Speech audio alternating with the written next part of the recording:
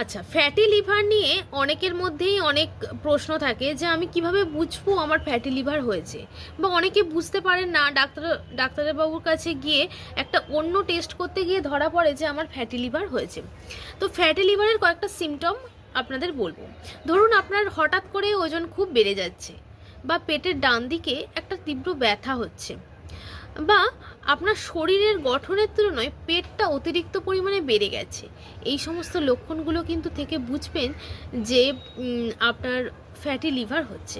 এছাড়াও দেখবেন খুব কম ঝাল মশলাযুক্ত খাবার খাচ্ছেন, তাও আপনার ডাইজেশনের সমস্যা হচ্ছে, দীর্ঘদিন ধরে হজমের গণ্ডগোল চলছে। এই সমস্ত কারণের জন্য বুঝবেন যে আপনার ফ্যাটি লিভার হয়েছে। তো ফ্যাটি লিভার সবসময় যে অ্যালকোহল ইনটেক করলেই হয় তা কিন্তু নয়। অ্যালকোহল যারা খান না তাদের ক্ষেত্রেও কিন্তু ফ্যাটি লিভার হতে পারে।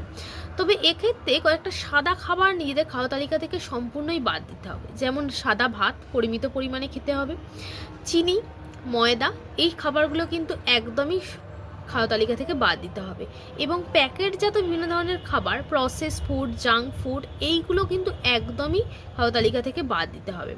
এবং আজকে কতগুলো খাবারের নাম বলবো যেগুলো কিন্তু আপনারা খাওয়া তালিকা অ্যাড করলে দেখবেন ফ্যাটি লিভারের সমস্যা কিন্তু অনেকটাই কমে গেছে।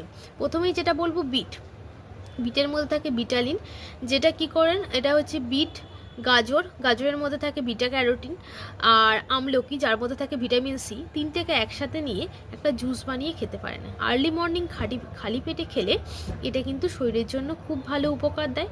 আর আপনারা যদি খালি পেটে না খেতে পারেন, মিড মর্নিংয়েও কিন্তু খাওয়ার চেষ্টা করবেন অবশ্যই। দ্বিতীয়ত যেটা বলবো সেটা হলো গ্রিন টির মধ্যে থাকে ক্যাটেচিন, যেটা কিন্তু একটা ভালো অ্যান্টিঅক্সিডেন্ট, যেটা কিন্তু শরীর থেকে টক্সিন বের করতে যেরকম সাহায্য করে, লিভারকে সুস্থ রাখতেও কিন্তু সাহায্য করে গ্রিন টি। 3 নম্বর যেটা বলবো সেটা হলো কফি এবং ঘি।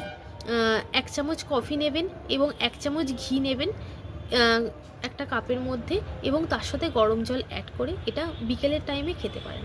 এটা কিন্তু ফ্যাটি লিভারের জন্য খুব ভালো। এই 3টে জিনিস ট্রাই করে আমাকে জানাবেন যে ফ্যাটি লিভার আপনার কমেছে কিনা।